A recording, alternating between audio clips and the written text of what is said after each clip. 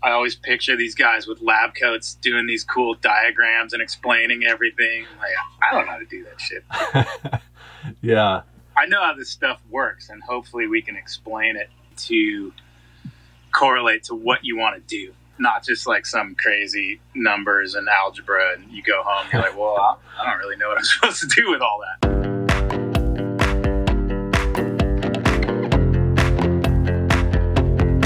So I was going to talk about reach a little bit. And what reach is, it's kind of an imaginary line drawn vertically from your bottom bracket straight up and from your head tube straight up. Usually it's at the top of the head tube here. Some manufacturers do it like with a 10 mil stack above.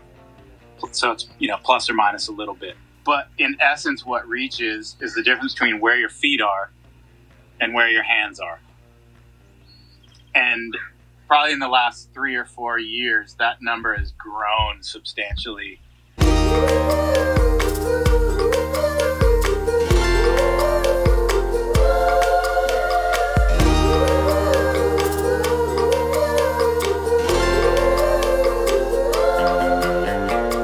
This large is now 480 millimeters from here to here. 5 years ago, a large was probably 460 for a big one. So bikes are getting longer and longer. One way I like to describe it or have people test it is stand on your feet and put your hands on the ground in front of your feet. You're pretty unstable. Like, you only have this small contact patch. Yeah. If you move your hands out like 2 or 3 feet, you have this really stable platform to work from. Obviously, if you get too far out, you don't have a lot of movement to change your weight distribution. There's a balance there.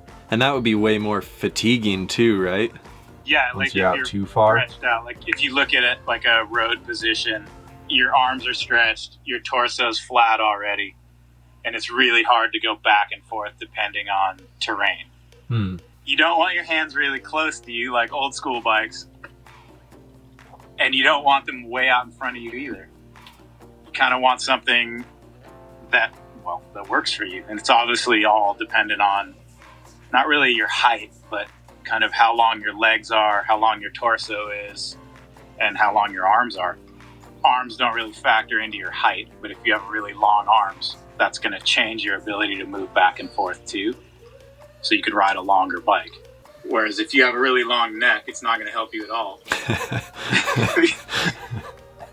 Yeah. You could be 6.5 feet tall with a foot-long neck, and you'd still have to ride a medium. Might have other issues too. But. So the other thing that's happened with reach, like the front center has grown. And some manufacturers, this one included, have started growing the rear end as well. So the bikes are getting longer. In my perspective, that's the proper way of doing it.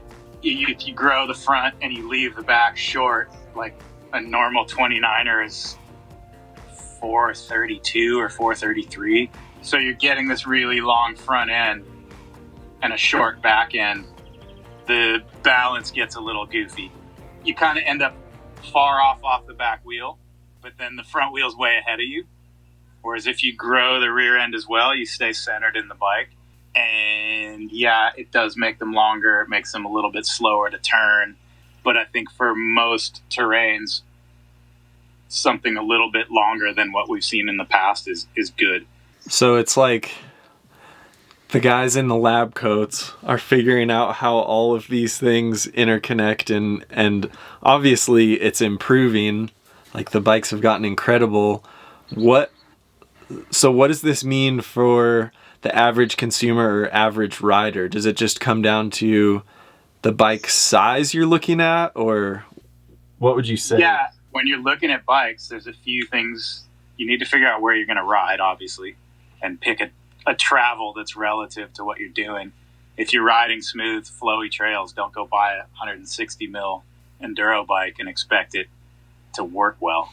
It can still be fun to ride, but it's like driving a trophy truck to the grocery store. Like, not the most efficient option. Yeah. Yeah. Like, it'd still be fun, sure. Buy something that's appropriate. Like, put the ego aside and put the big numbers aside and go buy a bike that's fun. But I mean, when you really break it down, there's not a whole lot of numbers to look at. You've got reach, chainstay, bottom bracket height, seat tube angle, and head angle. Like, those are the critical ones. And you can find bikes that you like, and those numbers are guaranteed they're on the website. And if you're looking for a new bike, you can plug in all those numbers and go, oh man, I think that would fit me, or that would work for what I want. Yeah, that's a great point. Probably in the next year, there's going to be a lot of kinematics published. Like, bike manufacturers are already starting to publish some of that stuff, so you can make a really informed decision. Just, again, like, kind of empowering people to make their own decisions, right? Like, yeah, figure out what kind of riding you want to do. Pick a bike that's relevant to what you want to do with it, right? Don't buy a 170 mil trail bike to go ride smooth sand trails, and don't buy a 110 mil XC bike to go ride steep, gnarly Euro trails. And then focus on the numbers. Like, it's not hard to take a look at those numbers and see if it's something that you think is going to fit you. Do your research. Everybody's website has that info for you. Even if you're just poking through to kind of get acquainted with it, it'll help you start to wrap your head around things for when you either buy a new bike or trying to figure out if your bike fits you. And even if it doesn't fit you, just ride it anyway. It doesn't matter. Yeah. Ride your damn bike. Exactly.